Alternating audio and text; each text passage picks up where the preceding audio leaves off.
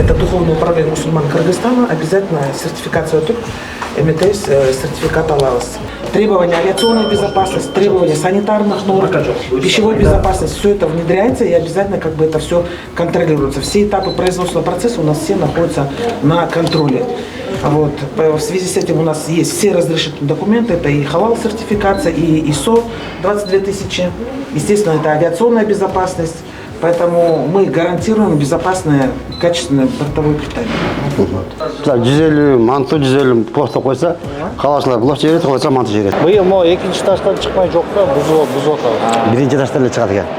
Ошон үчүн мен айтып атам, жана былтырлар бир байкадык, бир автобуска кар келип, дос кошкон отуруп алышат да, кечинен чыгана кыйналып калат. Анан мындай кичине жаштарды аралаштырып койсоңор, кичине көтөрүшүп, жүктөрүн өздөрүн көтөрүшүп чыкканда. Суранган нерсебиз тартипти сактап, линияны сактап, бизден киши келип регистрация кылып, бияка кетмейт да. Коляска заранее айтыш керек.